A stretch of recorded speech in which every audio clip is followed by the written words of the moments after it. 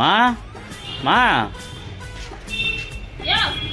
எவ்வளவு நிறைய பால் வாங்கிட்டு வர எவ்வளவு பத்தி அங்க பேசிக்கிட்டு எரிச்சல் வர மாதிரி தனி லாரி வந்துட்டு பால் நடிக்கிறாங்க தண்ணி பிடி ரெண்டு கேனு. அட என்னம்மா நீ நச்சு நச்சுன்னு காலில இருந்து எவ்வளவு வேலைமா சொல்லுவ? 2 லிட்டர் பால் வாங்கிட்டு வரதுக்கு நீ போய் 20 நிமிஷம் ஆச்சு இந்த கடைக்கு.